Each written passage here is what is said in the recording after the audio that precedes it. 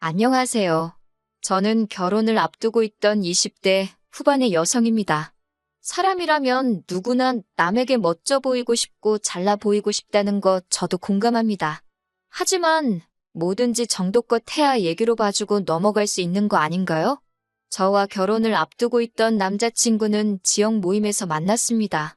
제가 지금 다니는 회사에 취업을 하게 되면서 이사를 오게 되었는데 동네에 친구가 한 명도 없으니 외롭고 심심하더라고요. 그래서 동네 친구를 사귈 겸 동네 사람들이 자주 이용한다는 지역 모임에 가입을 하게 되었습니다. 처음에는 온라인에서 대화를 주고받다가 정모에 참석하게 되었거든요. 그곳에서 남자친구를 알게 되었네요. 처음이라 분위기에 적응하지 못해 어색해하는 저를 이끌어서 사람들에게 소개도 시켜주고 말도 계속해서 걸어주고 하는 남자친구에게 저는 호감을 느꼈습니다. 그리고 남자친구는 정모 이후로도 저에게 적극적으로 연락을 취해왔기 때문에 저희는 자연스럽게 연인으로 발전하게 되었습니다. 사귀고 얼마 지나지 않았을 때부터 남자친구는 저랑 결혼하고 싶다고 몇 번을 이야기하더라고요. 하지만 남자들이 원래 연애 시작하면 꼭 결혼 이야기를 하잖아요. 그렇기에 저는 그렇게 진지하게 받아들이지는 않고 있었습니다. 결혼 이야기를 할 만큼 나를 많이 좋아한다고만 생각했어요. 그런데 사귄 지 반년 정도 됐을 무렵인가 남자친구가 정말로 청혼을 해오더라고요. 갑작스러워서 처음에는 결혼은 우리에게 좀 이른 것 같다고 제가 거절했습니다만 남자친구는 10번 찍어 안 넘어가는 나무 없다며 제가 받아줄 때까지 기다리겠다고 하더라고요. 결국 저는 그런 남자친구의 인내심과 적극성의 마음에 문을 열게 되었고 그렇게 저희는 본격적으로 결혼을 준비하게 되었습니다. 하지만 결혼 준비를 위하여 몇 번 남자친구의 부모님을 만나면서 저는 이 결혼을 하는 게 맞는 건지 의구심을 품게 되었습니다. 남자친구의 부모님은 전후 사정 설명 없이 저희에게 따로 살지 말고 당신들과 같이 살자고 하시더라고요. 당시 남자친구는 부모님과 50평대 아파트에 살고 있었습니다. 평수만 들으면 굉장히 좋고 비싼 집 같지만 지역이 서울도 아니었고 지하철을 타려면 30분은 버스를 타고 나가야 하는 그런 곳이었기 때문에 사실 장점이 없는 동네였습니다. 특히 저 같은 경우 직장이 서울 중심에 있었기 때문에 그 집에 들어가 살면 최소한 하루 3시간은 꼼짝없이 출퇴근에 써야 할 상황이었습니다. 사정이 그렇다 보니 저로서는 아무리 남자친구 부모님의 말씀일지라도 싫다는 의사표현을 확실히 해야만 했습니다. 게다가 남자친구의 부모님은 저희에게 그냥 들어와서 살라는 게 아니라 저희 각자가 모은 돈을 당신들에게 주고 들어와 살라는 거예요.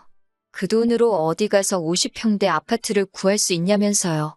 말도 안 되는 남자친구 어머니의 논리에 짜증이 났지만 그래도 얼굴 붉히기는 싫어서 제가 한번 남자친구와 잘 이야기해보겠다고 했습니다. 그렇지만 어머님의 요구는 거기서 그치지 않았습니다. 저는 분명히 남자친구에게 그 집에 들어가서 살지 않겠다고 말했음에도 불구하고 남자친구가 어머님께 뭐라고 했는지 어머님은 저희가 같이 살게 될 거라고 생각하셨나 봅니다. 저에게 50평짜리 집에 사는데 차도 하나 있어야 되지 않겠냐며 특정 브랜드의 차를 혼수로 하나 해오는 게 어떻냐고 저에게 강요하시더라고요. 저는 이미 제 차를 따로 가지고 있다 말씀드렸는데 제가 타는 그 코딱지만한 차 말고 가족 넷이서 다 같이 탈 수 있는 큰 차로 한 대 뽑으라고 계속해서 고집하셨습니다. 어디 가서 그런 차 타고 있으면 사람들한테 손가락질 당하고 우습게 보인다고요. 제가 이미 타고 있는 차인데도 그 차를 타는 사람들은 참 없어 보인다고 하는 말이 어이가 없었습니다. 제가 차에 관심이 없는 편이라 저희 보고 사라고 하는 차를 인터넷에 검색을 해봤는데 가격만 7천만 원이 넘는 차더라고요. 심지어 그 차를 사오는 건 저지만 우리 가족이 다 타고 다닐 차라는 걸 강조하면서 예비 시부모님도 그 차를 끌고 다닐 것 같이 말씀을 하시더라고요. 어차피 회사는 대중교통 타고 다닐 거 아니냐고 평일에는 자기도 좀 끌겠다고 하시면서 그 속내를 숨기지 않으셨어요.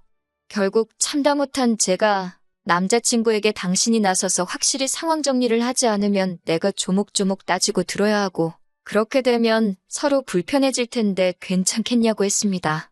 그제서야 남자친구도 미안하다며 자기가 중간 역할을 똑바로 하겠다고 하더라고요. 그 외에도 남자친구의 부모님은 남들에게 보여지는 걸 굉장히 중요하게 여기셨는데, 예를 들어 제주도에서 딱 한 번 해보신 승마 체험을 남들에게는 마치 일주일에 한두 번 취미로 타는 것처럼 말씀하신다거나, TV에서만 보셨던 여행지를 마치 다녀오신 것처럼 주변에 자랑하듯 소문을 내곤 하셨습니다. 저희에게 들어와 살라고 강요하시던 아파트도 사실은 은행 대출이 절반 가까이 되더라고요. 저한테 그렇게까지 말씀은 안 하셨지만 대출금이자 내는 게 부담스러워서 저희 돈이라도 받아서 조금이나마 대출을 상환해 보려고 하셨던 건 아닌가 싶기도 하더라고요. 아무튼 이런 일련의 과정을 겪으면서 저는 남자친구의 부모님이 남자친구와는 달리 굉장히 물질적인 것과 겉모습을 중요시하는 분들이라는 걸 깨닫게 되었습니다. 솔직히 실망스럽기도 했고 걱정스럽기도 했지만 그래도 파혼까지 생각하지 않았던 이유는 적어도 남자친구는 그분들을 닮지 않았다 믿었기 때문이에요. 남자친구는 어머님과 아버님이 그런 말씀을 하실 때마다 민망하다는 듯이 저에게 이해해달라며 미안해하기도 했고 입버릇처럼 자기는 사람을 볼 때 항상 내면을 가장 중요하다 생각한다고 했거든요. 실제로 여러 가지 동호회 활동을 하고 있는 남자친구 주변에는 다양한 사람들이 있었기 때문에 저는 그 말을 찰석같이 믿었습니다. 하지만 얼마 전 남자친구와 청첩장 디자인을 고르다 하객에 관해서 이야기를 나누게 되었거든요. 그러면서 남자친구에게 크게 실망을 하게 되었습니다. 남자친구가 저에게 누구누구를 부를 거냐고 먼저 물어보더라고요. 사실 결혼식이 저를 위한 자리이기도 하지만 저희 부모님을 위한 자리이기도 하잖아요. 그렇다 보니 제가 일단 우리 부모님한테 여쭤보긴 해야 되겠지만 친척분들하고 친구분들을 부르실 것 같다고 말했습니다. 저 또한 어린 시절부터 친했던 친구들 위주로 부를 예정이라고요. 그러자 남자친구는 약간 곤란하단 표정을 짓더니 혹시 그럼 그 사람들 사진이나 직장 같은 걸 자기에게 이야기해 줄 수 있냐고 묻더라고요. 그런 게 왜 궁금한지 이해가 쉽게 되지 않아서 왜 필요한 건지 말해달라고 했어요. 그러자 결혼식의 품격과 수준을 위해서 그런 거라며 우리 둘에게도 그 편이 좋다는 거예요. 그러면서 자기가 작년에 중학교 시절 친구의 결혼식에 갔었는데 신부 쪽 가족 중에 몸이 불편하신 분이 있었다면서 그 사람 때문에 사람들도 웅성거리고 사진 찍을 때도 식사를 할 때도 모든 것이 지연되었다면서 보기 안 좋았다고 하더라고요. 저는 남자친구의 그런 말에 굉장히 놀랬고 정말 깨더라고요. 하지만 최대한 그런 티는 내지 않으면서 그럼 우리 결혼식엔 어떤 사람들이 왔으면 좋겠냐고 물으니 일단 기본적으로 체형은 평균이었으면 좋겠고 외모는 중간 이상은 되었으면 좋겠대요. 부모님 친구분들 중에서도 좀 사회적으로 명망이 있으신 분들이 오시면 좋겠다고 하더군요. 그러면서 장인어른도 공무원이시고 장모님도 선생님이시니까 그런 거야 뭐 걱정 안 해도 되겠지라고 확인하는 남자친구에게 솔직히 정이 뚝뚝 떨어지더라고요.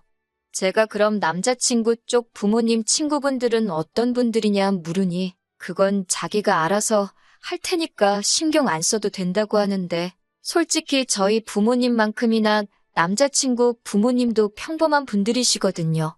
남자친구 어머님은 과거엔 보험회사에 다니셨었고 아버님은 작은 가게를 운영했던 걸로 알아요. 세상 직업에 귀천이 없는 것이고 세상에 저보다 잘난 사람이 얼마나 많은데 남자친구가 저렇게 기고만장한 건지 어이가 없어서 웃음이 날 지경이었습니다. 저는 남자친구에게 웃기지도 않는다고 말도 안 되는 소리 좀 하지 말라고 했어요. 우리 결혼식이 무슨 연예인 뽑는 선발대회도 아니고 우리가 무슨 자격으로 사람을 골라서 초대하냐고요. 누구든 와서 진심으로 축하해주면 그걸로 감사하고 고마운 일 아니냐고 했습니다. 남자친구는 저더러 뭘 몰라도 너무 모른다면서 그럼 어른들이야 그렇다 쳐도 적어도 제 친구들만큼은 좀 수준 있는 여성들로 초대하라고 하더군요. 저는 속으로 그럴 일은 절대로 없을 거다라며 콧방귀를 뀌었습니다. 이때도 파혼까지는 생각하지 않았는데 그 이유는 저런 썩어빠진 정신머리는 살면서 뜯어 고쳐놓으려고 했거든요. 하지만 그럼에도 불구하고 제가 남자친구와 결국 헤어지기로 마음을 먹은 이유는 남자친구의 노트북에서 보지 말아야 할 것을 봤기 때문이에요. 그날도 평소처럼 남자친구와 결혼식에 관한 세부적인 사항도 정할 겸해서 카페에서 만나 데이트를 하고 있었습니다. 그러다 남자친구가 화장실을 간다고 잠시 자리를 비웠는데 배탈이라도 난 건지 오래 돌아오지 않더라고요. 그러다 남자친구가 두고 간 노트북이 눈에 띄었습니다. 평소라면 별 관심이 없었을 텐지만 그날따라 친구들하고 도대체 무슨 이야기를 하는지 궁금해지더라고요. 남자친구의 노트북 비밀번호는 사실 이미 데이트를 하면서 의도치 않게 여러 번 본 적이 있어서 내용을 보는데 아무런 문제가 없었습니다. 하지만 차라리 보지 않았다면 나았을까요? 남자친구는 제가 친구들과 찍은 사진을 바탕으로 무슨 발표 자료처럼 정리를 해놓았더라고요.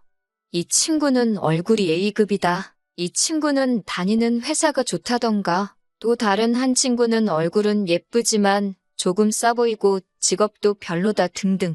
제 친구들을 외모, 학벌, 직업 등등 해서 자기가 뭐라고 제 친구들을 등급을 매기고 있었던 겁니다. 결혼식을 앞두고 저희 주변 여러 친구들에게 남자친구를 소개하기도 했었고 평소에도 제가 남자친구에게 친구들에 대해서 자주 이야기했기 때문에 남자친구도 제 친구들에 대해서 학교나 직업 같은 기본적인 이야기는 들어서 알고 있었거든요. 저는 어이가 없었지만 그래도 남자친구에게 확실히 이런 짓을 한 의도가 뭔지 물어봐야겠다 생각했습니다. 어떤 오해나 의심만으로 경솔하게 파혼을 하고 싶지는 않았으니까요. 하지만 안타깝게도 제 추측은 정확히 맞아떨어졌습니다. 곧 화장실에서 남자친구가 돌아왔고 저는 솔직하게 몰래 노트북을 살펴본 것부터 사과를 했습니다. 하지만 남자친구는 예상과 달리 놀라지도 않았고 화도 내지 않더라고요. 저는 남자친구에게 제가 발견한 것들에 대해서 말하고 도대체 왜 이렇게까지 내 친구들을 분류하고 정리해 놓았는지 그 이유가 도대체 뭐냐고 물었습니다. 그러자 남자친구는 저번에 자기가 이야기하지 않았냐며 자기는 우리 결혼식에 수준 있고 교양 있는 여성분들만 참석해서 자리를 빛내주길 바란다고 하더군요. 대체 왜 그렇게까지 해야 하냐고 묻자 자기가 결혼식에 초대한 하객들은 대부분 다 돈이 많고 학벌도 좋은데 그런 친구들에게 걸맞는 여자들을 보여줘야지. 훗날 우리가 그 덕을 좀 보지 않겠냐고 오히려 저에게 대묻더라고요. 그제서야 아니라고 믿었던 내 남자친구가 정말 정신이 썩어빠진 인간이었다는 걸 실감하게 되었습니다. 저는 남자친구에게 내 친구들이 무슨 한우도 아니고 등급 매겨서 장사를 하려는 거냐고 화를 냈습니다. 남자친구는 제가 화를 내고 있는데도 자기가 뭘 잘못했는지도 모르고 오히려 저한테 뭘 그렇게 기분 나빠하고 있냐며 위화해 하더라고요. 수준 맞는 사람들끼리 만나는 건 당연한 거 아니냐고 그러면서 저한테도 주변에 별 볼 일 없는 친구들은 이참에 하나둘씩 정리하라고 하더라고요. 그 말을 듣는데 실망감이 이루 말할 데가 없었습니다. 저는 남자친구한테 애써 설명할 필요 없다고 아니라고 믿었는데 정말 그 부모의 그 자식이라고 가진 것 뭣도 없으면서 허세만 가득한 거는 집안 유전인가 보다 쏘아붙이고 자리에서 일어났습니다. 네가 점수 매겨놓은 내 친구들보다 잘난 점이 뭐가 있냐고 어디 한번 스스로한테도 등급을 매겨보라고 당장 학벌이고 직업이고 대단한 거 하나 없는 사람이 감히 타인을 평가질하고 있냐고 소리쳤습니다. 그동안 연애를 하면서도 제가 이 정도로 화를 낸 적이 없었어서 그런가 남자친구는 말도 제대로 못하고 얼어있더라고요. 저는 남자친구한테 결혼이고 뭐고 다 끝이라고 참는데도 정도가 있다고 말하고는 뒤도 돌아보지 않고 자리를 나왔습니다. 그렇게 결혼을 앞두고 파혼을 하게 되었습니다. 남자친구와는 모임에서 만났기 때문에 이 모임 저 모임 발을 담그고 있는 남자친구를 마주치기라도 할까봐 저는 그 뒤로 모임을 그만 나가게 되었습니다. 모임에서도 저희가 결혼을 앞두고 있다는 사실을 알던 사람들이 많았기 때문에 저와 남자친구를 동시에 아는 사람도 많았어요. 그리고 얼마 전에 그 중에 한 명에게서부터 남자친구의 소식을 듣게 되었습니다. 남자친구의 부모님은 대출금을 제때 상환하지 못했는지 집이 경매에 넘어갈 위기에 처해졌다고 하네요. 저희가 모은 돈을 가지고 그 집으로 들어와 살라고 했던 건 정말 제가 모은 돈 가지고 대출금을 상환하려던 계획이었다는 부분이라는 사실에 온몸에 소름이 다 돋더라고요. 게다가 모임에도 그 사실이 전부 소문이 퍼지게 되었고, 그 와중에 남자친구가 사람의 배경을 보고 가려가면서 만난다는 것까지 까발려지게 되었다고 합니다. 그도 그럴 것이 사람들 만날 때마다 직업이 뭔지, 학교는 어디 나왔는지가 제일 궁금한 사람이니 그 본성을 들키는 건 시간 문제였던 거였겠죠. 그런 이야기가 도는 가운데 모임에 누가 봐도 잘난 사람이 들어오게 되면서 스스로 열등감을 느낀 건지 소문 때문에 그런 건지 어느 순간부터 모임을 도망치듯 더나 코빼기도 보이지 않는다네요. 걷는 놈 위에 뛰는 놈, 뛰는 놈 위에 나는 놈이 있다고. 세상에 얼마나 멋지고 잘난 사람들이 많은데 그런 건 생각도 안 하고 기고만장해서 남 무시하는 남자친구가 이번 일을 통해서 제발 철 좀 들었으면 하는 바람입니다.